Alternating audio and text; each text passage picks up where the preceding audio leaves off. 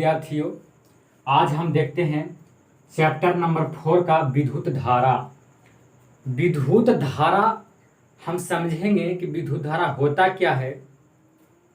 तो विद्युत धारा होता है कि किसी चालक पदार्थ से होकर विद्युत का प्रवाह होना विद्युत धारा कहलाता है।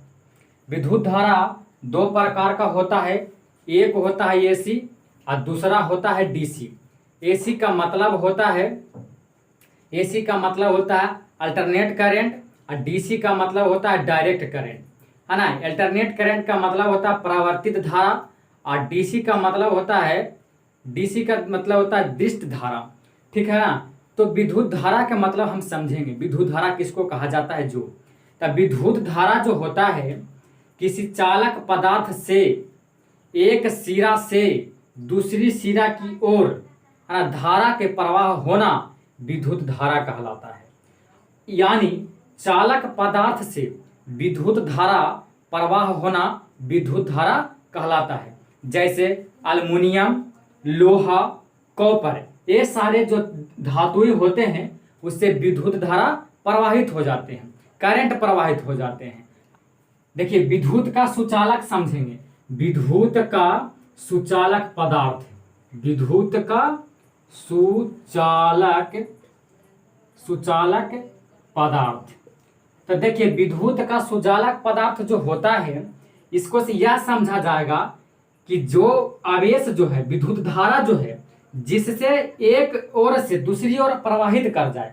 कहने का मतलब एल्युमिनियम हम लेंगे तब उसमें करंट चला जाएगा, एक सिरा से दूसरी ओर सिरा की ओर चला जाएगा, उसको हम बोलेंगे विद्युत का सुचालक। लोहा बोलेंगे एफी का मतलब होगा जो लोहा होता है, लोहा का संकेत होता है एफी। तो लोहा में भी विद्युत का सुचालक होता है और लोहा में भी करंट प्रवाहित हो जाएगा, तो उसको हम क्या बोलेंगे, विद्युत का सुचालक। मतलब जिस धातु से यानी जिस पदार्थ से विद्युत प्रवाहित हो जाए, है ना, उसको बोलेंगे विद्युत का सुचालक पदार्थ। अब कहेंगे विद्युत का कुचालक पदार्थ। क्या कहेंगे, विद्युत का कुचालक पदार्थ कहेंगे। तो कहेंगे कि जिन पदार्थ से होकर के विद्युत जो है प्रवाहित नहीं होता है उसको बोलेंगे विद्युत का कुचालक पदार्थ। जैसे कि प्लास्टिक बताइए कि प्लास्टिक में कभी विद्युत का प्रवाह होगा, नहीं होगा। तो नहीं होगा तब विद्युत का क्या हो जाएगा, कुचालक हो जाएगा। यानी कि जिस पदार्थ से विद्युत प्रवाह नहीं होता है उसको हम विद्युत का कुचालक कहेंगे, और जिसको से विद्युत प्रवाह हो जाता है उसको विद्युत का सुचालक कहेंगे। तो ये सोचने वाली बात, ये सोच सकते हैं कि करंट बताइए, करंट लोग ज्यादा समझेंगे, है ना, करंट लोग ज्यादा समझेंगे और धारा कम समझेंगे, क्योंकि करंट जो है प्रचलित होता है, करंट मार दिया। कोई भी मगही भाषा में जो बोलता है लोग करंट मार दिया, जो घर में बिजली जलाते हैं उसमें करंट होता है ना, तो करंट मारता है। तो बताइए जिससे होकर करंट मार देता है समझिए कि विद्युत का सुचालक पदार्थ है, और जिस पदार्थ से होकर के नहीं मारता है करंट विद्युत का कुचालक होता है। चलिए उसके बाद हम आगे देखेंगे इसका कि देखिए विद्यार्थी, कहता है विद्युत धारा जो होता है ना, विद्युत धारा एक सदिश राशि होता है। कैसा राशि होता है, सदिश राशि। आप देखिए इंपॉर्टेंट क्वेश्चन है, दो आता है कि एक विभवांतर आता है आपको बोर्ड परीक्षा में, एक होता है विद्युत विभव आता है ना। तो विद्युत विभव पूछा जाता है, विभवांतर भी पूछा जाता है। ये अनुभव है, किसी भी टीचर का यह अनुभव होता है, कोई दावा नहीं कर सकता है कि ये गारंटी है कि आएगा, ठीक है ना। जो दावा करता है गलत है। तो ये अनुभव है कि विद्युत विभव और विभवांतर पूछा जाता है आपको परीक्षा में। ध्यान है, इसको याद कर लेना है अच्छी तरीके से और याद भी हो जाएगा। तो हम देखिए इसमें लिए विद्युत विभव का परिभाषा लिए हैं और विभवांतर लिए हैं। तो विद्युत विभव किसको कहते हैं, विभवांतर किसको कहते हैं, समझते हैं।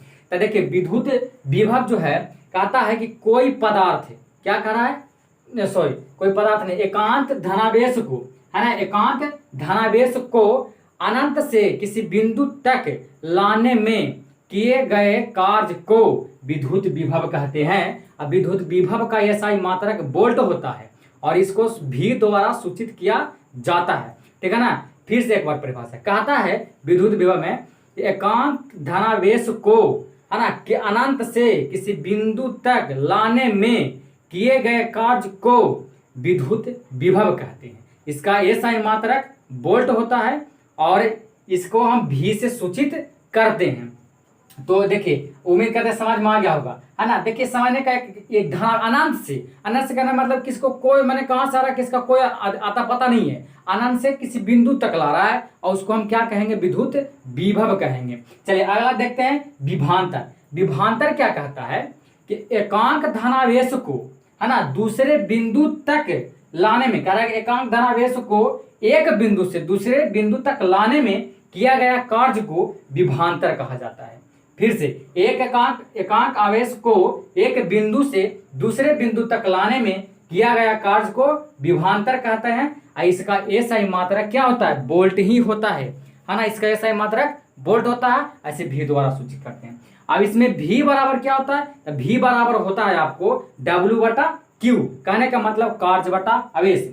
W से होता है कार्य और Q से हम आवेश को सूचित करते हैं। अब V से तो वोल्ट हो ही गया, V से कुछ हो जाएगा, वोल्ट हो गया, जिसको हम विद्युत विभव और विभवांतर को हम सूचित करते हैं।